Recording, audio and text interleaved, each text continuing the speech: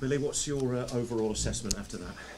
Well, I've got to say, I think that the players gave us everything they had, because we played against a team tonight that's played their strongest team, have been playing their strongest team on a very consistent basis.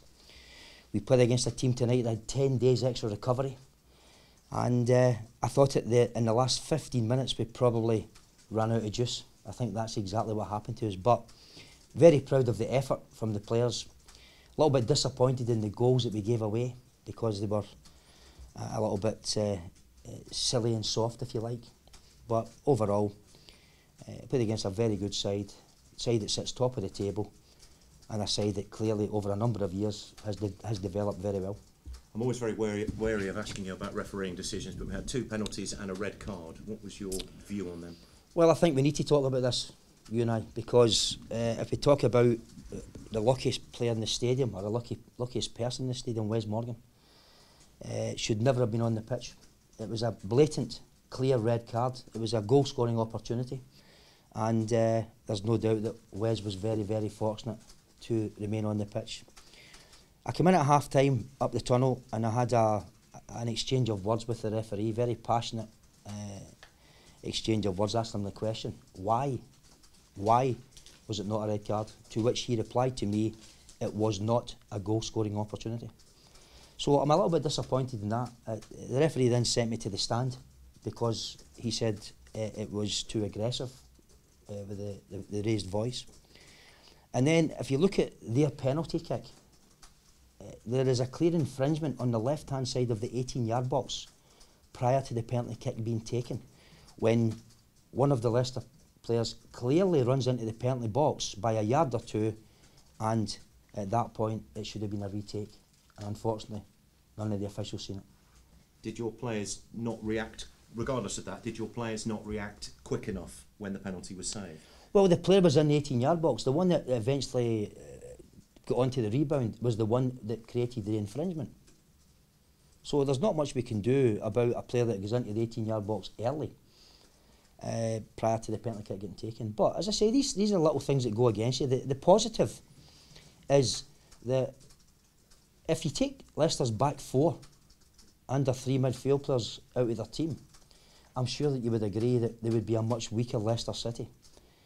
We have done that tonight and faced a Leicester City team without every one of our number 1 back 4s.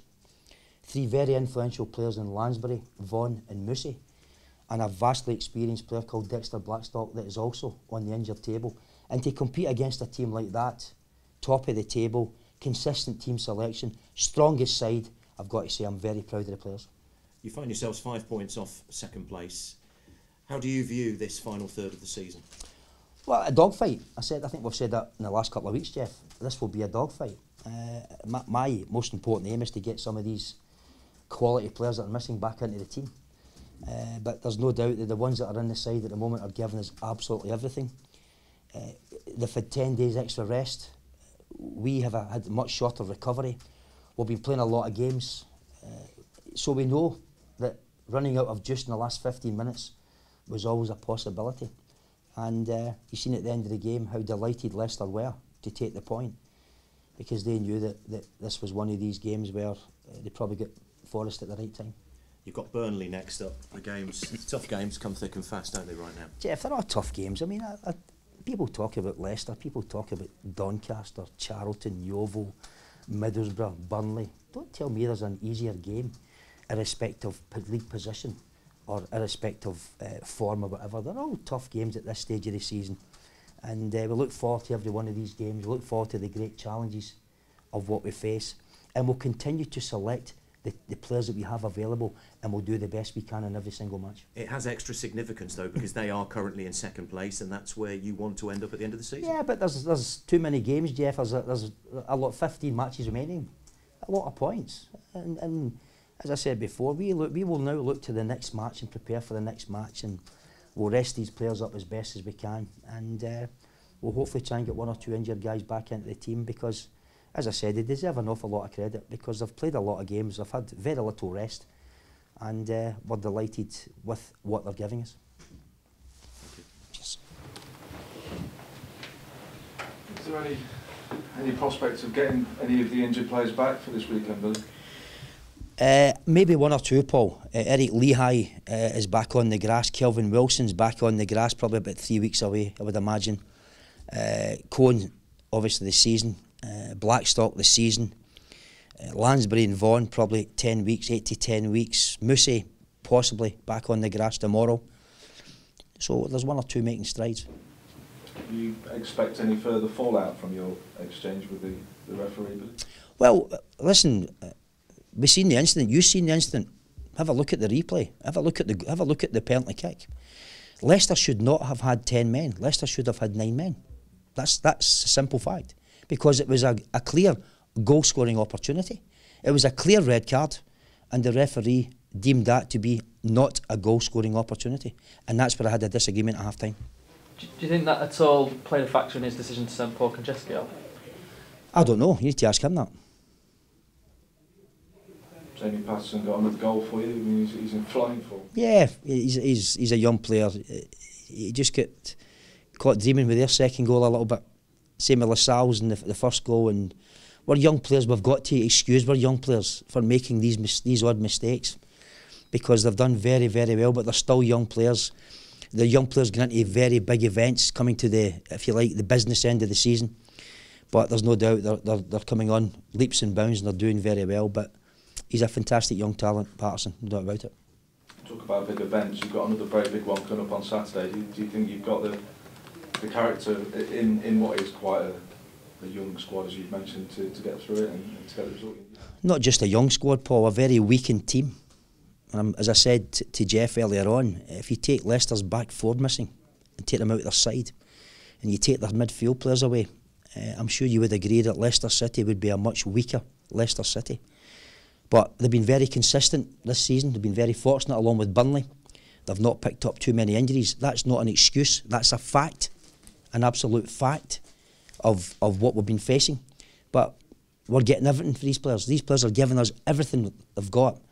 And they're doing it under very difficult circumstances.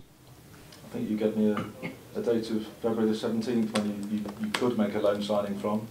Are there any on the horizon in the immediate future? Yeah, you know, but when we talked about February 7th, we weren't talking exactly the February 7th. We're talking about running about that date, Paul. You know, it wasn't exact to that second and that minute. So for all the clever so and so's, it was a kind of a rough idea date. It was either a signing before Leicester and miss the playoff final, or a signing after Leicester City game and make the playoff final. If we get to the playoff final, if we do get to the playoffs, but that was the kind of date I was talking about. And at this moment, we're still trying to look to see what the marketplace holds. But as I said, going back to the game. Their penalty kick, again, have a look at it. Have a look at the infringement at the edge of the 18-yard box, and you'll see clearly the players inside that by at least 1 or 2 yards. What are the chances of seeing Adlan Guediora back here? No comment. I'm sure you'll like that word. It's always nice to get another. It's always nice to get one, as Maltzer said to me at the weekend. It's always good to get one in.